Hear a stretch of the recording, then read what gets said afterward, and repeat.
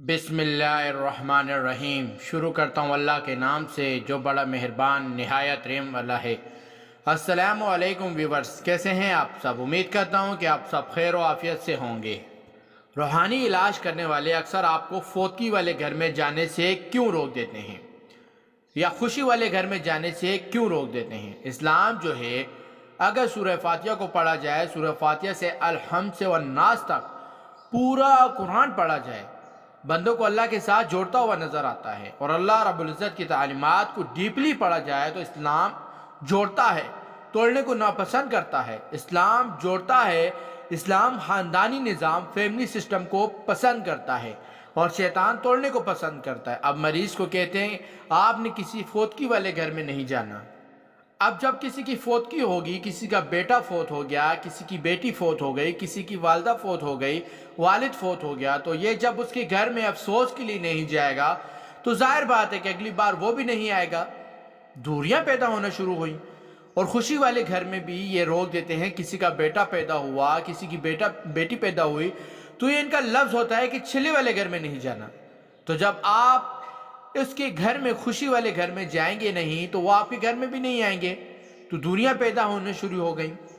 جب دوریاں شروع ہوں گی تو یہ شیطان خوش ہوگا۔ اب بتائیں، یہ روحانی علاج کرنے والا شیطان کی تعلیمات کو آگے پہنچا رہا ہے یا رحمان کی؟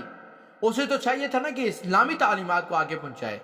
اگر ان سے پوچھا جائے کہ بھائی غمی والے گھر میں جانے سے کیوں روکتے ہو، فوتگی والے، وہ جی اصل میں نا مریض جو ہے وہ نفسیاتی طور پہ نہ پریشان ہوتا ہے، ڈپریشن میں ہوتا ہے، ذہنی دباؤ میں ہوتا ہے، تو ہم اس لیے منع کر دیتے۔ ٹھیک ہے جی، اگر آپ حکمت کی تحت دیکھیں تو ہم آپ کی بات مان لیتے ہیں کہ وہ پریشان ہے، اس کو پریشانی والی جگہ سے ابھی کچھ عرصے کے لیے آپ نے روکا ہے، تو خوشی والے گھر میں جانے سے کیوں روکا ہے؟ دوسری طرف خوشی والے گھر میں بھی جانے سے روک رہے ہیں تو اس میں سمجھ لگتی ہے کہ دال میں کچھ کالا ہے، تو اس کے پیچھے ہم نے جو دیکھنا ہے کانسیپٹ بیسیکلی جادوگروں کو شیطان دے رہا ہوتا ہے، اور معاشرے میں اتنا غلط کانسیپٹ پھیلا دیا گیا ہے کہ کالے جادو کا توڑ تو کالے جادو سے ہوگا، حالانکہ ایک طرف اللہ کا کلام ہو، دوسری طرف شیطان کے کلام ہو۔ کیا حیثیت ہے شیطان کے کلام کی؟ کیا حیثیت ہے ابلیس اور شیطان کی؟ ساری کائنات کے شیاطین اور جنات جمع ہو جائیں، صرف بسم اللہ کا مقابلہ نہیں کر سکتے۔ بسم اللہ پڑھ کے دروازے بند کریں تو شیاطین گھر میں داخل نہیں ہو سکتے۔ بسم اللہ پڑھ کے کھانا کھائیں تو شیاطین اس میں سے ایک لقمہ نہیں کھا سکتے۔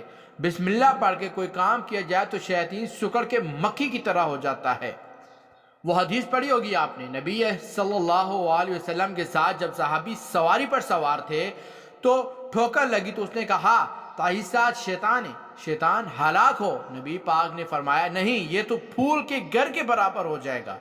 بسم اللہ کہو، سکڑ کے مکھی کی طرح ہو جائے گا۔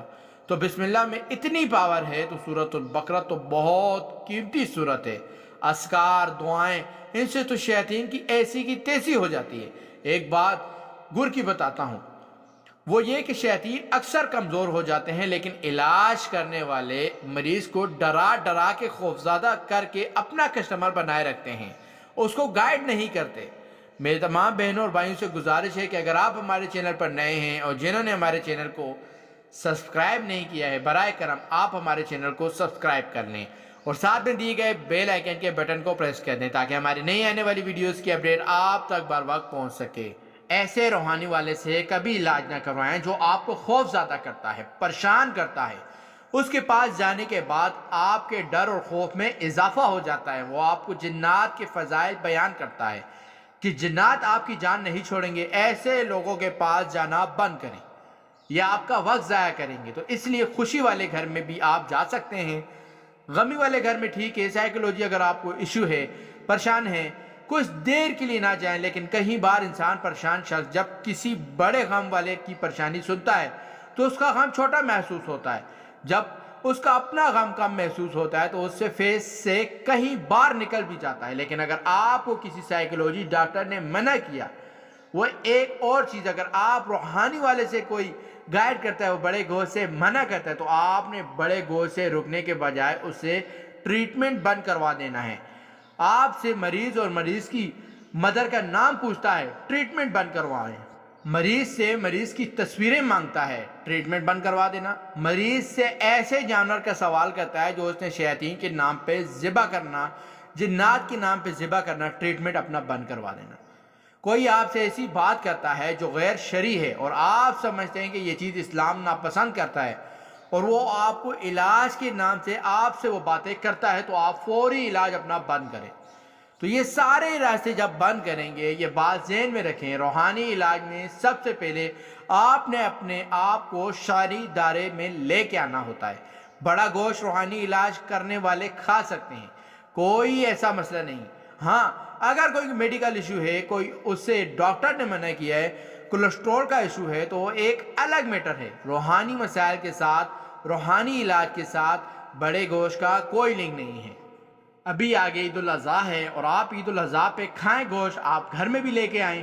کچھ لوگ کہتے ہیں گھر میں بھی لے کے آئیں تو دورے بڑھ جاتے ہیں، ذہنوں میں خوف اتنا مسلط کر دیا گیا۔ اور اسی طرح پیدائش والے گھر میں بھی آپ جا سکتے ہیں۔